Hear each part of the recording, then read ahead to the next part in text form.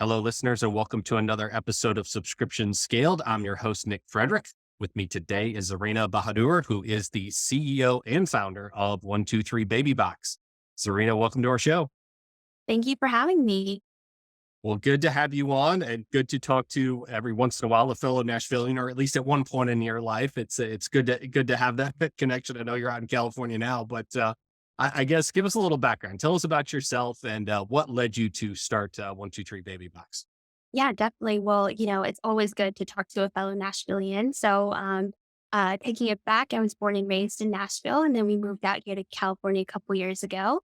I started 123 Baby Box really as a college student. I was at business school getting my master's. And then late one night, I was at the grocery store. I saw an exhausted mom in her work clothes, and she had a crying baby in one hand and a toddler in the other, and her cart was filled of baby products. And I thought to myself, we're living in the 21st century. Why couldn't all these things come to her conveniently packed in a box? Like I know there's Amazon, but something a little bit more curated. So despite still being in college at the time, I didn't want to let that stop me from starting the business. So went to school during the day and then packed and shipped boxes from right here in my garage at night. And then towards the end of the school year, our college, UC Irvine, had something called the New Venture Competition. It was open to all the startups in the Orange County region here, and around 114 startups competed, but I actually ended up winning first place. So the grand prize of the 25K. And that's what really kickstarted me. And after graduating, I was like, okay, I'm going to go full time on this. I'm not going to get a corporate job. I'm just going to go for it. So graduated, expanded the team, and here we are kind of post launch. We just finished up our fundraise, our oversubscribed round of 1.2 million. And so now we really just kind of want to scale up from here. Yeah, awesome. Well, seeing that mom in the store who was juggling multiple things at one time, and although I'm not a mom, I do have two children, so I recognize that, to your point, the world that we live in, where it's like, couldn't this stuff just come to me?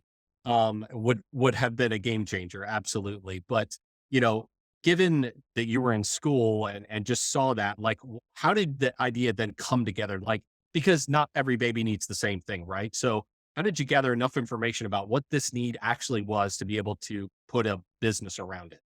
Yeah, really good question. So, as soon as I saw that, came back home, started really doing a lot of research. And I found through my research that the average new mom, the first time mom, she spends on average 1,400 hours per year just researching the right kinds of products for her baby. And of course, through that research, you don't always get it right. You're purchasing a lot of different products, you're testing them out from diapers and wipes to cotton swaddles or muslin swaddles and things like that. So I knew that there was a need I knew there was a need in the market, and I knew there wasn't just like one mom who was struggling. I knew that there was a lot more. So after doing research, I started kind of doing customer discovery. So I started, interviewing first time moms, kind of talking to them, understanding their pain points. And then from there, I was like, okay, like it seems that a lot of these moms are really looking for, items tailored to the baby's age and developmental stage. So I thought, okay, how would that look like? And then I brainstormed and I came to the conclusion that it would probably be in a form of a subscription box because they need those products and they need them like on a monthly basis. So from there, that's kind of how it started. I launched an MVP.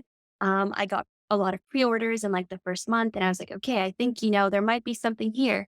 And then I just kind of went on from there. And now we just kind of rely on customer feedback, the types of products that are needed, the products that are liked, are disliked, and then we just kind of go from there. Okay. So obviously, babies as they grow have very different needs. So each month, how many different types of boxes are you shipping? Yeah, so our boxes go from 0 to about 3 years old, so 0 to 36 months. And so, depending on your baby's age, that's the type of box they're going to get. So, a newborn is going to get, of course, a different box from a toddler, and a toddler is going to get a different box from, a baby that's a little bit more further on in their development. But what we have implemented as a business is actually a personalized quiz. So customers can take that quiz. They could tell us, the types of products that they're looking for. And then we'll go from there. But yes, essentially every baby is getting a different box every month. So it can actually get down to that granular level where, every box can be different. Yes, definitely. Because everyone's needs are different. I think, putting a or giving a cookie cutter solution to first time moms, first time parents, is not the best way. I think everyone's needs are different. Hence, they're going to need like different products. And a lot of babies, their developmental milestones differ. Like, yes, a lot of them, are newborns and they're going to start talking and walking, but, some babies might be delayed. So the items that you're sending might not be appropriate at that time. So it takes a lot of customer feedback to really figure that out. Okay. So on the flip side of that question is the how do you do fulfillment? Because Yes. creating that much customization or that much ability to customize creates complexity. So how do you manage the efficiency you need as a business with giving customers what they want? Yes, really good question. So, looking at just kind of like the generalized product and how we are different from other baby subscription boxes and other subscription boxes in the market is that we deliver a variety of product broken up into 6 categories. So, you have your health and wellness. This could be like a lotion, a shampoo. You have your developmental items, such as your sensory flashcards, your books. You have your useful items like your teethers and bibs, playtime items, like stuffed plush, baby tech. So this could be like a sound machine. And then last category is mama's goodies, which is my favorite. And that's like a lipstick, a face mask, a bath bomb, just something to make mom feel special as well. And it really creates a unique unboxing experience. So I think that's where our bread and butter is giving a variety for the customers rather than, just sending them one type of product every month. Yeah. How do you position yourself for those different categories, the essentials almost that you need, the mom thing aside, but Okay. those against the subscribe and save model where, I can Right. just go to Amazon, I can say, send me the diapers every week. You're to some degree probably competing with that. So how do you differentiate? Yeah, so the consumable products, namely the diapers, wipes, and baby food, we don't include in the boxes because we know that the mom has, different preferences in terms of like a diaper for her baby, right? And she's probably going to do all the testing out from that. So we don't specifically include those types of items. We'll let Amazon and Target handle that. We try to get a little bit more specific in like the developmental milestones, meaning like different toys, different sensory objects, books for learning, Tino's and Bibs even. So we like to kind of focus on those kinds of products. Yeah. So how are you collecting? You said it's very important in this stage to be collecting feedback from your customers, from the moms about the products you're including in the box and their experiences with them. How are you gathering that information? Yeah. So I think reviews have been a huge thing in that, our customer base is the mom. And if they like their product, they're going to tell you. If they like your product, they're going to tell you. And if they don't like your product, they're going to tell you. So regardless, moms can get really detailed, which is awesome. And we see that in the reviews. So that's one way. Another way is calling customers. I really like to call a lot of my customers. I like to get their feedback, their honest feedback on the boxes. And then I try to find like a common thread in all the calls. Like if all the moms are saying, I loved this, let's say book, well, then maybe that's a book to include for a lot more babies. But if all the moms are saying, oh, I really hated this teether, like I didn't like that, then maybe that's a product that we're not going to include anymore. So I think phone calls, reviews, like just kind of focus groups as well. So I try to get some moms from our Facebook community and just try to get their feedback as well. And then social media has been really big for us. So on Instagram, we sometimes do different polls of like what kinds of products they want to see, what kinds of topics do they want to learn about. So yeah, kind of all across the board. Yeah. I'm curious how you're balancing. You said at the beginning that, it takes, was it 1,400 hours worth of research, for moms to find the different products that they want and like. That it does require that, but at the same time, I got to believe that some of that is a mom trying to figure out what she likes and what she thinks is going to work well for her kid. You're trying to say, no, we'll take some of that for you or some of that research and some of that burden off of you. So how do you kind of like balance between, letting moms choose what they want and yet saying we've curated this for you, if that question makes sense? Yes. Yes, really good question. So the first box is fully curated by us. And then if she'll actually get a follow up, either phone call, email, text messages saying, like, how did you like the box? If you like it, we can continue on your subscription and we'll keep surprising you, right? Or would you like to actually curate your box? And if you'd like to curate your box, here is our catalog. Would you like to pick some items to be in your next boxes? So we actually see if our customers want to stay on the surprise me path or if they want to take a little bit more control and choose the items in their boxes. Gotcha. So what are you seeing? What is the data telling you? They want more curation or they want to choose it themselves? Yeah, so I think when I first started, it was all surprise, right? So I really wanted to see, what we can do for the mom. And as we're still kind of going on through this customer journey, we're still seeing that the surprise is really good for people who are gifting the subscription, right? So the grandmas and grandpas, the baby shower goers, the gift givers, you know what? Just surprised me, right? The moms actually, some of them do want to take a little bit more control. And then some of them still want to be surprised. So I would say it's kind of like a healthy balance of, either or.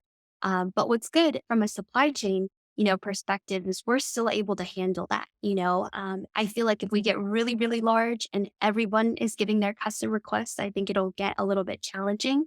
But at the end of the day, I feel like the reason why a subscription box or a subscription service does well is because of the curation and really understanding your customer. You don't want them to kind of blindly be subscribing and not even remembering and things like that. You want to really involve the customer in the process. Yep. You mentioned gifting there. When you said that, it's like, oh, this model makes perfect sense for that, right? Grandparents and friends are like, yeah, give them a subscription for a period of time. What are your offerings there, and how does that gift compare to those that are just coming and getting it from themselves, like percentage wise? Yeah, really good question. So we sell on Amazon, and I would say maybe about 20% of our sales actually come from Amazon. Those are your baby shower goers, your gift givers, your grandmas and grandpas. We also sell on Create Joy. I would say about 7 to 8% of our sales come from there. And that's fully organic, which is really great. So yeah, I'd say there's a huge kind of market for that, specifically baby showers. And what we're seeing is that a lot of them like to do like a prepaid subscription, right? They don't want to constantly be charged for a gift, right? And I totally understand that. So that's kind of why we are launching now just a one-time gift box, and just want to see like how well that will do in terms of like the gifting community, because then people can just take the gift with them to baby showers. They can just send it. They don't have to worry about being on a subscription.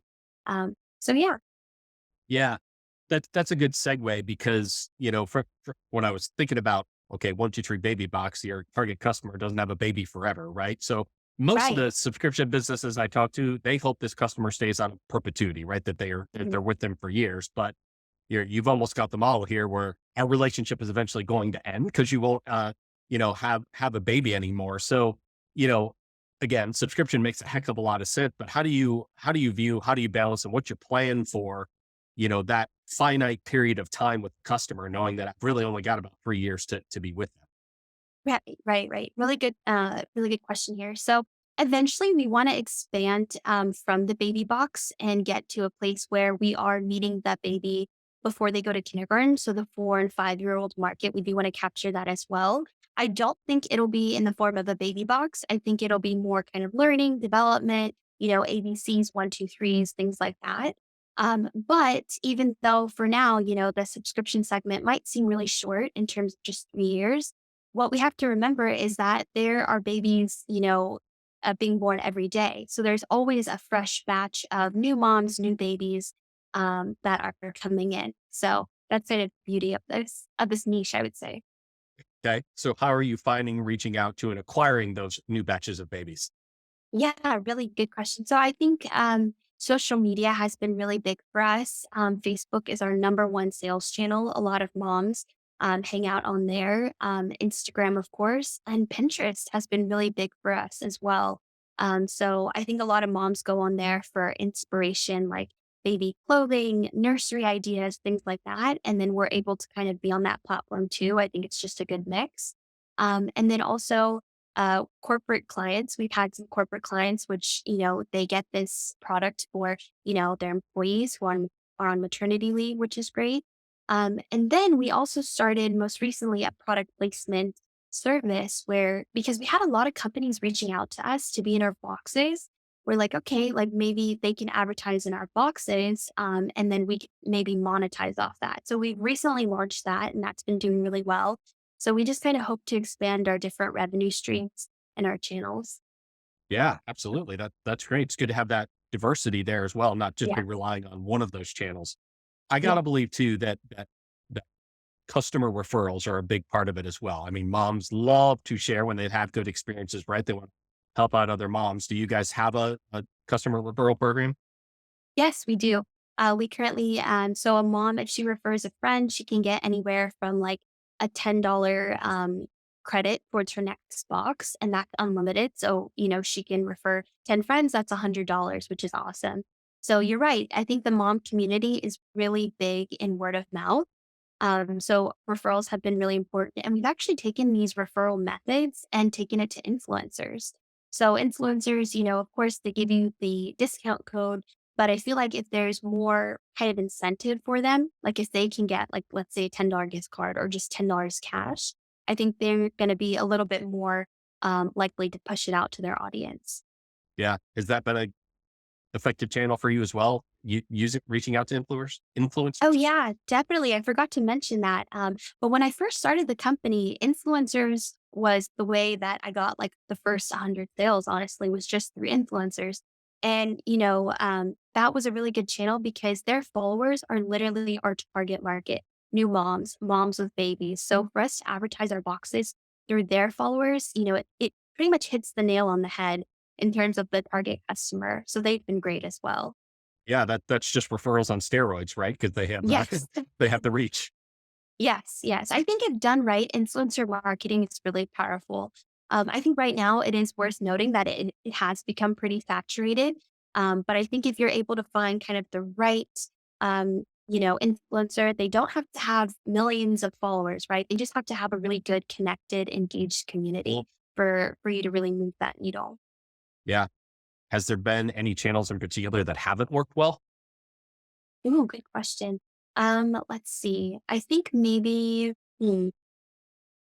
Or you Hmm, just haven't seen the ROI that you kind of expected? Yeah. So, still on the topic of influencers, we've had some influencer flops, honestly. So, there have been some times where we work with influencers, we think they're going to do so well. We pay a massive fee sometimes and they end up not doing well. So, we've had those channels before too. But so far, I mean, I think D2C has just kind of been really good for us. I do want to start doing some in person things like maybe pop ups or going to like mommy and me classes and things like that. Yeah. I've just been so busy fundraising, but definitely want to try that as well. Yeah. Well, let's talk about the fundraising and just kind of growth in general.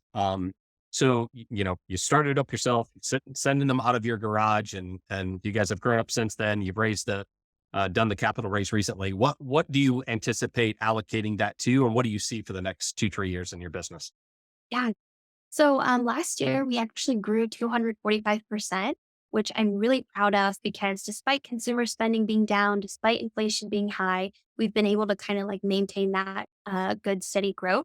So I think with this capital raise, it really takes us to our kind of next milestone of growing to passing the $1 million mark in sales and really just kind of scaling. Like we've got our systems in place, we've got everything down. Now it's just time to add some gas onto the fire, and the way that we would allocate those funds is still, sales and marketing, still growing, but I like to call it untraditional marketing, right?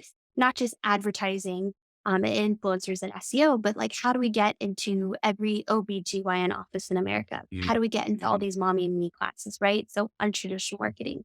Second piece would, and I know investors don't like to hear this, but inventory, because we are a subscription box company, we're a little bit heavy on the product side. So we'll need some of the funds to go there. And then G&A, getting more logistics people, more supply chain people on board, so we can be able to kind of beef up our operations a little bit better. Yeah.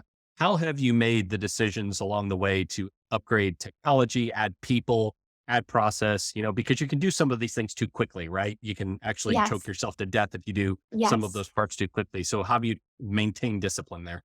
Yeah, yeah, definitely. So I think just kind of using the basic systems. I don't think you need to get really fancy and spend a lot of money on, these softwares and these solutions for your business that you're not at that right point, right? So maybe you're pretty small. There's no problem using the Google Sheets or anything like that. So I think I've been really kind of hyper focused on like the software that we use and making sure that it's still good for our business. It doesn't eat into our margins too much. And then I think just kind of hiring the right people. Our director of product is awesome. She's always on top of our inventory. She's always forecasting. She's constantly negotiating with our suppliers and manufacturers. So I think that, in the long run, it really affects not just kind of like your bottom line, but like your whole supply chain. Yeah. Have you found, I think I know the answer to this question, but I'm going to ask it anyway. Have you found that since you've started this business, the tools, particularly the technology tools that you've needed in order to build your business, whether that's the website itself or the infrastructure in the background, payments, whatever, that you've been able to go out and find pre-built solutions that work for you? Or where have you seen something that was like, yeah, but none of these really meet our specific needs. So I need something more custom. Yes, really good question. So, Shopify has been great, in terms of building our e-commerce platform. There is still some kind of drawbacks to it. And then, just kind of finding another developer to, fix those custom developmental things that need to be done, apps. So I think Shopify is pretty good, but still some tweaks that we had to do. And shipping. Shipping has been like another kind of I don't want to say headache, but it took us a while to figure out our shipping because I compared a lot of carriers. I worked with different, software solutions. I've heard ShipStation is really great, but we actually ended up using Thindle. So I believe they're actually based in Australia, which is interesting, but they've been really good in terms of fast shipping and their support and things like that. And then from just kind of like the payment processor side. So we use Shopify payments, we use Stripe, but then we've also started using payroll. So we actually migrated away from Recharge to payroll, and they've been really great. It allows our customers to kind of handle their subscription better. I think the back end is really easy for myself and my team to kind of figure out as well. So, but yeah, I don't think, just diving into, shipping and the website and the payment processors, nothing has been perfect. We've had to make tweaks to everything. Yeah. Any particular lessons there that if you could go back and be like, hey, we wouldn't have gone down this road, I would do this a heck of a lot different, or just tweaks along the Really good question. You ask a lot of good questions. way? um, yeah. So, okay. So when I first built the company, I built it on Wix. And, Ah, nothing against Wix, but never again. I think when I discovered Shopify, I was like, whoa, this is like, uh-huh. Yeah. this is amazing. And then I think getting a shipping carrier where they're able to kind of seamlessly track all your packages and be able to, well, not just track your packages, but be able to kind of get custom coding into just like the packing slips and like the kind of orders. Because, for example, how do I know that this newborn is getting this box, and how do I know that this toddler is getting this box? So a lot of different like custom coding.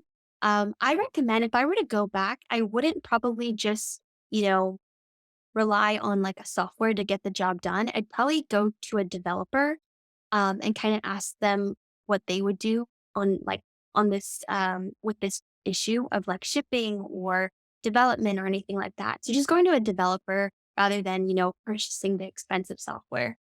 Yeah. Yeah. There's always trade offs there, right? You can pull something off the shelf and in a lot of cases get up and running very, very quickly, but there's trade offs, right? There's either things you're Yeah. just going to have to live with the way it works, or you're going to have to do some customization of that particular solution. So, getting at somebody who's going to live in the weeds of this anyway, like a developer, is probably a good way to go as well.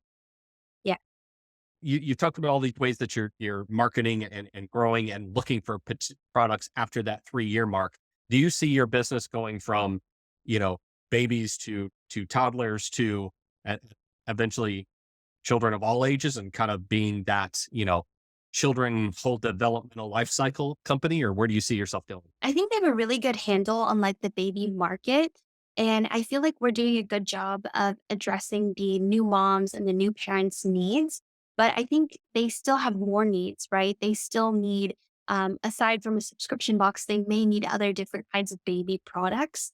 And so I think we still want to get a grip on this customer segment and just making sure that they are fully satisfied, that we can deliver them everything on a timely basis. And then once we kind of got a good grip on, the baby market and this age group, then of course we'd like to expand.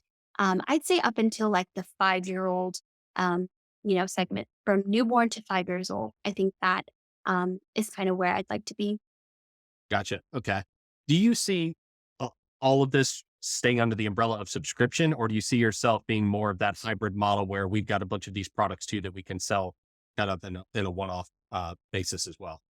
Oh yeah, definitely the hybrid model. I think, like I said, I think the parents need more than just the subscription box. So whether that would look like in the form of your own baby product line or something like your own products, I think definitely that is another route. We're actually experimenting that right now. So we're talking with different manufacturers and things like that to see if we can develop our own custom line of baby products and just kind of starting small and seeing the feedback of the parents and then going from there. Because I think from a company standpoint, a subscription box is great. But for us, I've always said the subscription box is the first step to a baby company, right? Once we build out that customer base, once we have all these moms in our community, we could branch into different kind of um, baby product items.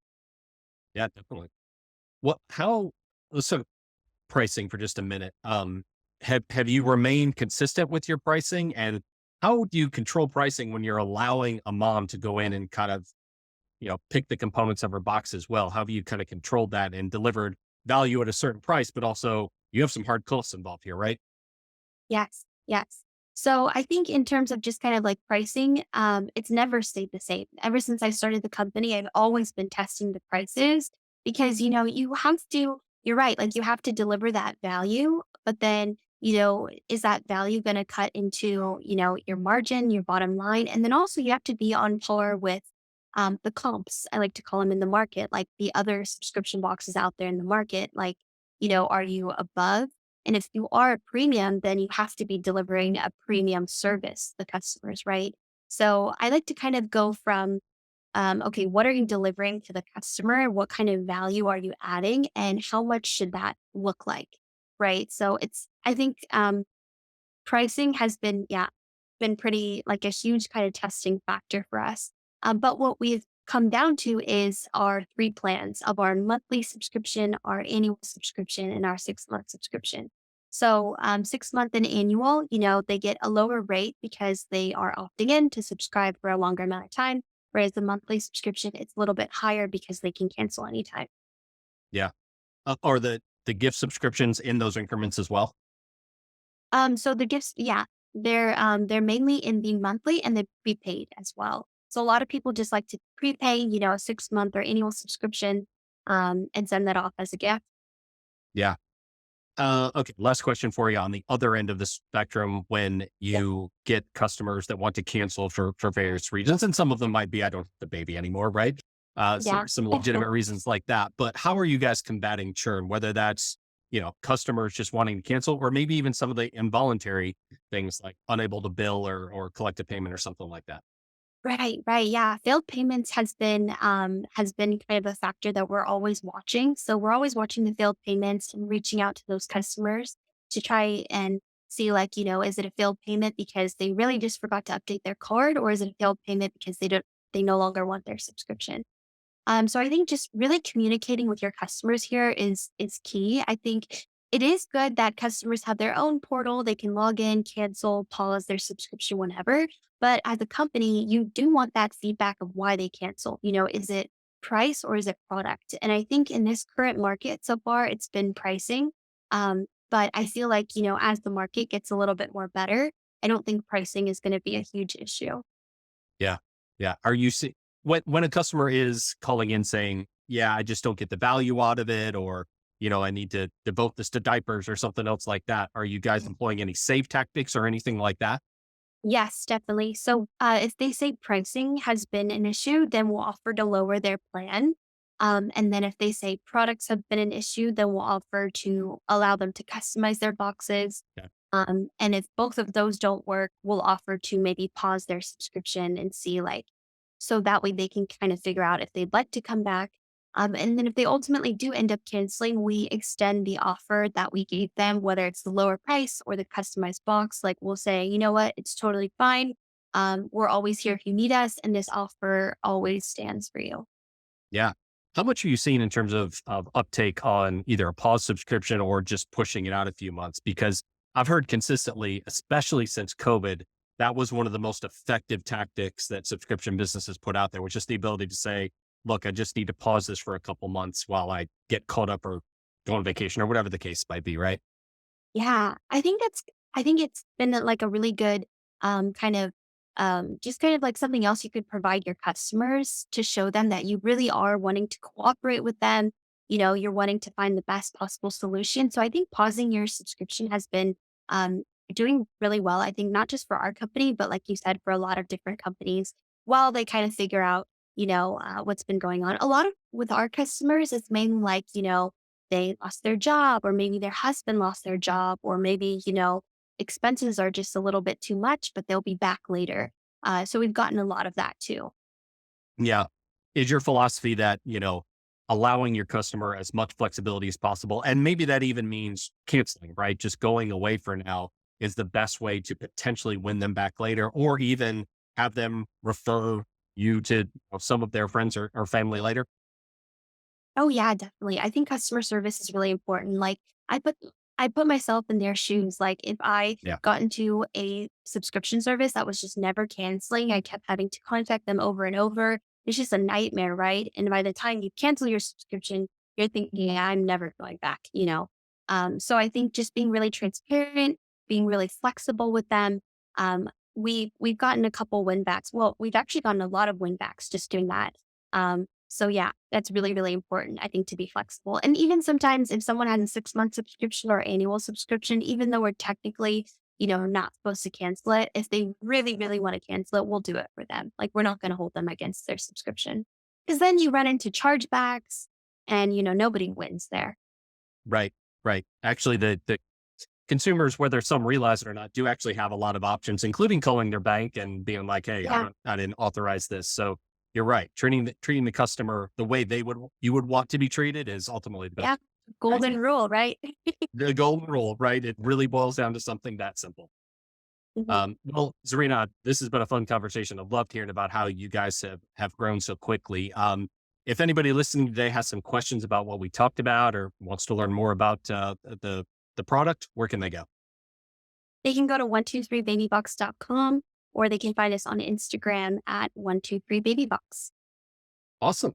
Well, again, thanks so much for the time today. Really enjoyed the conversation and great to hear about your success and your recent raise. So, wishing you guys nothing but the best in the future. But thanks again for coming on. Yeah. Thank you so much for having me, Nick. Take care.